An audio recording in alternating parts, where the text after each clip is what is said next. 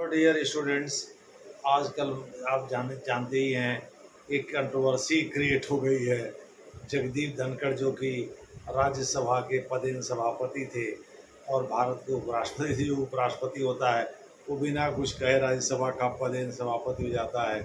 वो बॉडी में अपेंडिक्स की तरह से है, उसका कोई काम डिफाइंड नहीं है।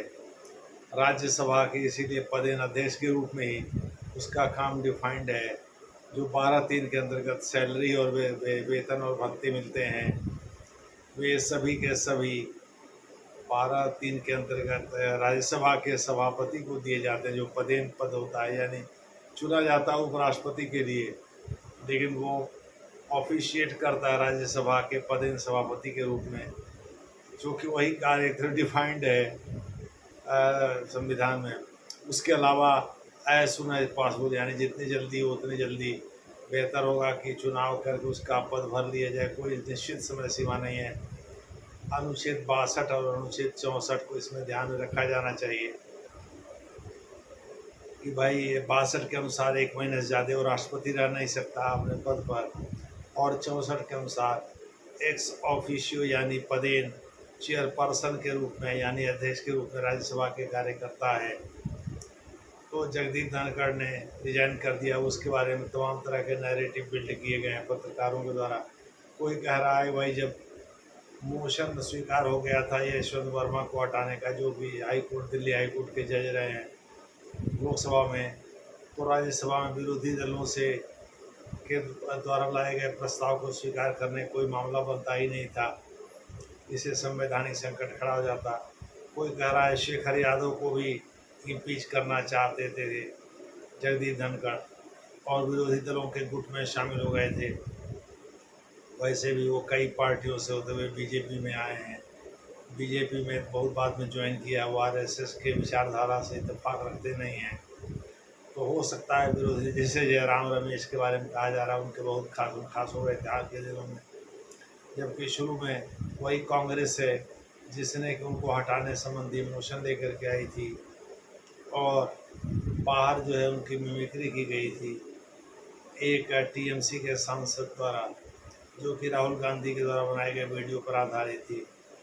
मोटे तौर पर आप कह सकते हैं कि जगदीप धनखड़ आजकल विरोधी दलों के चहेते हो गए थे। इस वजह से नरेंद्र मोदी परेशान थे और नरेंद्र मोदी ने उनको हटाया। कहा भाई आप रिजाइन करिए, नहीं तो कल 10 बजते ही आपके खिलाफ, 11 बजे शुरू होती है कार्रवाई राज्यसभा लोकसभा की, 11 बजते ही आपके खिलाफ मोशन आ जाएगा आपको हटाने संबंधी, और ऐसी दशा में आप हटा दिए जाएंगे। चूँकि राज्यसभा में अगर 50% से ज़्यादा सदस्य, कुल सदस्य संख्या के, जो कि बीजेपी के पास अकेले 134 सदस्य हो जा रहे हैं, बीजेपी और एनडीए का मिलाकर के। आज मैं पढ़ रहा था अखबार, तो उससे पता चला कि बीजेपी अकेले 102 103 सीट के करीब पहुंच गई है, यानी 100 का आंकड़ा पार कर गई है। कांग्रेस के बाद बीजेपी दूसरी ऐसी पार्टी जिसने 100 का आंकड़ा पार किया है। तो इस प्रकार से 4 लोग हाल में मनोनीत भी हुए हैं, जिसमें एक मिसेज जैन है जो कि हिस्टोरियन है।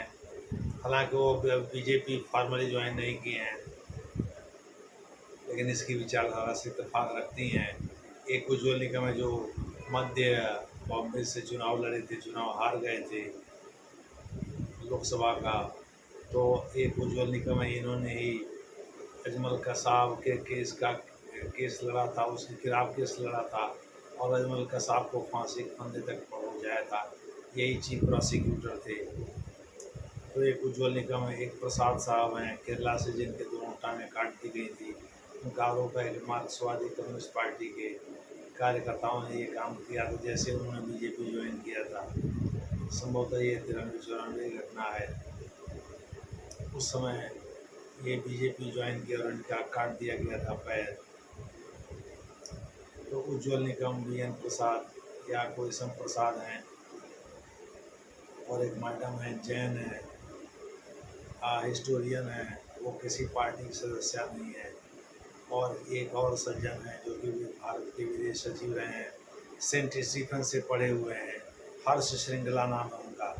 उनको भी नॉमिनेट किया है बीजेपी ने। तो 4 लोग तो ये हो गए।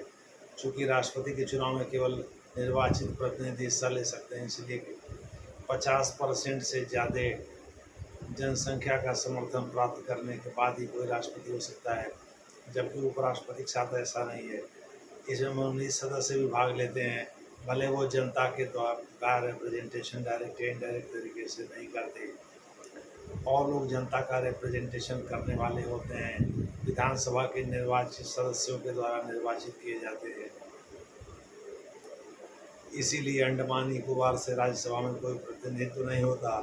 दूसरे शब्दों में वहाँ असेंबली है ही नहीं। दिल्ली से होता है, पुडुचेरी से होता है, लेकिन पुडुचेरी से शायद एक ही होता है, दिल्ली से 3 होता है। दिल्ली बड़ा राज्य है। जम्मू कश्मीर में भी विधानसभा है, भले वो यूनियन टेरिटरी है अभी, वहाँ से भी राज्यसभा में प्रतिनिधित्व होता है, लेकिन प्रतिनिधित्व अंडमान निकोबार आइलैंड या दूसरे यूनियन टेरिटरी से नहीं हो सकता। वहाँ से कोई चुनाव भी राज्यसभा का नहीं लड़ सकता। इसीलिए उपराष्ट्रपति, जो कि कहीं का भी नहीं हो सकता, राष्ट्रपति कहीं का भी हो सकता है। इसीलिए राष्ट्रपति के चुनाव के लिए उपराष्ट्रपति को रिजाइन करना पड़ता है। इसके पहले चाहे वी गिरी हो, चाहे आर वेंकटरमन हो, ये दोनों लोग उपराष्ट्रपति रह चुके हैं। राष्ट्रपति का चुनाव लड़ने के लिए इन्होंने रिजाइन किया था, लेकिन अनसेरेमोनियस तरीके से केवल रिजाइन कर दिया, जबकि इनका कार्यकाल 2027 में ख़त्म हो रहा था, यानी 2027 अगस्त में ख़त्म हो रहा था। लेकिन फिर भी इनको बीजेपी ने दो टूक कर दिया, भाई आपको रिजाइन करना है। इसीलिए कोई बड़ा नेता रिजिग्नेशन के बाद इनसे मिलने नहीं गया। तो जगदीप धनखड़, जो कि विरोधी दलों के गुट में शामिल होना चाहते थे, उनसे रिजाइन लिया गया है, ऐसा पत्रकारों का मानना है। उन लोगों का भी मानना है जो बीजेपी के करीबी लोग हैं या बीजेपी को करीब से कवर करते हैं। तो इस प्रकार से जगदीप धनखड़ तो गए। अब चुनाव की प्रक्रिया क्या होती है? चुनाव तो 9 सितंबर को होगा। संभवतः 21 अगस्त तक जो है नॉमिनेशन फाइल किए जा सकेंगे। 25 तक विड्रा करने का डेट है और 9 सितंबर को चुनाव होगा। चुनाव की तिथि तो चुनाव आयोग ही घोषित करता है। चुनाव आयोग जनरली राज्यसभा के महासचिव को ही मुख्य निर्वाचन अधिकारी बना देता है। इसमें राज्यसभा के 50% से अधिक सदस्यों की सहमति होनी चाहिए। उनकी सहमति के बाद उपराष्ट्रपति चुन लिया जाता है। भाजपा को एनडीए के साथ मिलकर के ऐसी कोई दिक्कत आनी नहीं है, यानी एनडीए का ही कोई कैंडिडेट भाजपा का, विशेष करके आरएसएस विचारधारा के, चाहे भूपेंद्र यादव, चाहे मध्य प्रदेश के पूर्व मुख्यमंत्री चौहान साहब हो, जैसे ऐसे लोग ही, शिवराज सिंह चौहान जिनका पूरा नाम है, हो सकता है इनमें से कोई हो, या मनोहरलाल खट्टर तो ब्राह्मण हो जाते हैं। किसी ओबीसी को हो सकता है बीजेपी बनावे, चूँकि बिहार में चुनाव है। बिहार में चुनाव के मद्देनज़र ओबीसी पर फोकस कर सकती है बीजेपी।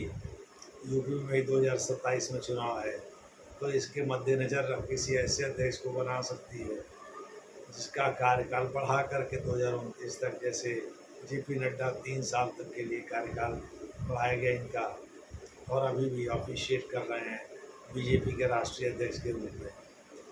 और प्रदेश अध्यक्षों की घोषणा अधिकांश प्रदेशों की कर दी गई है।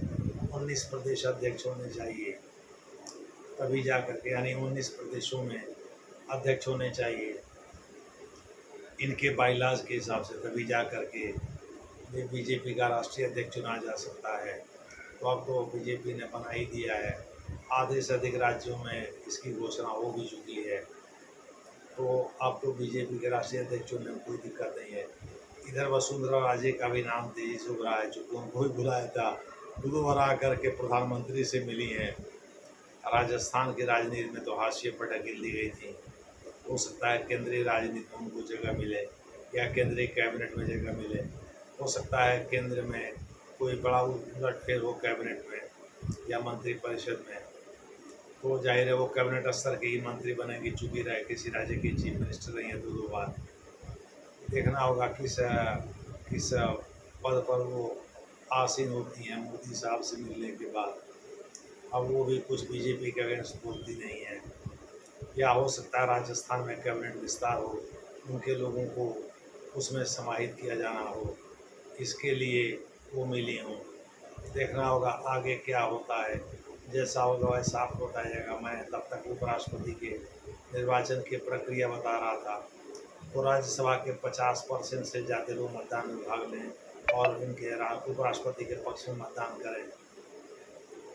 फिर लोकसभा में भी वही प्रक्रिया दोहराई जाए, क्योंकि लोकसभा एग्री करती है। एग्री करने का मतलब ये है कि वहाँ भी निर्वाचन की प्रक्रिया बहुमत से पूरी की जाती है।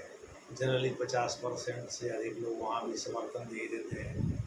तो सरकार के पास दोनों दोनों जगह मेजॉरिटी है ही, इसलिए सरकार को चिंता नहीं है। भले एनडीए के सहयोगी दलों से मिलकर के बहुमत में बना है।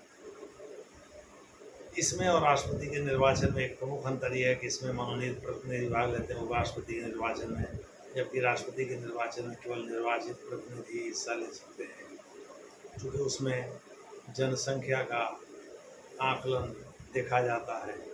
जनसंख्या 50% से ज़्यादा रिप्रेजेंट करने वाला, भले 1971 की जनसंख्या है, लेकिन वो 50% से ज़्यादा जनसंख्या को रिप्रेजेंट करने वाला व्यक्ति भारत का राष्ट्रपति बन सकता है। इनडायरेक्टली इलेक्ट होता है, डायरेक्ट इलेक्शन तो होता नहीं भारत में। निर्वाचन की प्रक्रिया कैसे होती है ये बाद में डिस्कस करेंगे। अनुच्छेद 54 और 55 ये और 62 मिला कर इम्पीचमेंट से लेकर के सारी चीज़ें आपको डिस्कस की जाएंगी बाद में।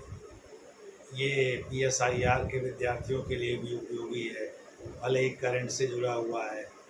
तो उपराष्ट्रपति का निर्वाचन जो है वो इसी तरह से होता है। उपराष्ट्रपति राष्ट्रपति के निर्वाचन में काफ़ी अंतर होता है। राष्ट्रपति कहीं का कैंडिडेट हो सकता है, किंतु उपराष्ट्रपति हर जगह कैंडिडेट नहीं हो सकता। वहीं से आ सकता है जहाँ विधानसभाएँ हैं, यानी जहाँ से राज्यसभा का सदस्य बन सकता है। राज्यसभा के सदस्य बनने की अर्हता जरूरी है। राज्यसभा के सदस्य बनने के लिए जरूरी है कि वो उस राज्य से आता हो जहाँ विधानसभा हो, या उस संघ राज्य से आता हो जहाँ विधानसभा हो। अब लद्दाख आदमी, अंडमान निकोबार का एक आदमी, गोवा दमन दीव का आदमी, चंडीगढ़ का आदमी थोड़े ही राज्यसभा में जा सकता है, नहीं जा सकता, चूँकि यहाँ विधानसभा है ही नहीं। जाहिर है वो वहीं का होना चाहिए जहाँ राज्य विधानसभाएँ स्थित हैं। इसीलिए वीवी गिरी ने और आर वेंकटरमन ने रिजाइन किया था उन्हें अपने पद से, लेकिन वो राष्ट्रपति का निर्वाचन लड़ने के लिए रिजाइन किए थे। इन्होंने जो रिजाइन किया उसका कारण दूसरा है। ऐसा नहीं कि इनको राष्ट्रपति बनाया जाएगा, राष्ट्रपति बनाने के बाद तो झमेला पैदा हो जाएगा, क्योंकि उसके लिए एब्सोल्यूट तिहाई बहुमत चाहिए हटाने के लिए। अगर उसने रिजाइन नहीं किया तो ये बीजेपी के गले की घेंग बन जाएगा। इसीलिए जगदीप धनखड़ को कभी राष्ट्रपति नहीं बनाएगी। हाँ, बीजेपी के फेवर की बात करते तो हो सकता है भविष्य में इनको राष्ट्रपति का पद भी मिल जाता, लेकिन अब तो नहीं मिलेगा, अब तो गए ये काम से। बहरहाल बीजेपी क्या करेगी आने वाले समय में पता चलेगा। तो निर्वाचन आयोग के निर्देशन में ये निर्वाचन होता है। जनरली राज्यसभा का जो महासचिव होता है वही इसका प्रधान निर्वाचन अधिकारी नियुक्त किया जाता है। वोटों की गिनती सेम डे हो जाती है, अगले दिन हो जाती है, पूरी पता चल जाता है कौन भारत का अगला उपराष्ट्रपति बनेगा। अभी कुछ दिन बाद एनडीए जब अपने कैंडिडेट की घोषणा करेगी नॉमिनेशन के पहले, तभी पता चल जाएगा। देखना है आगे क्या होता है, जैसा होगा वैसा आपको बताया जाएगा। धन्यवाद।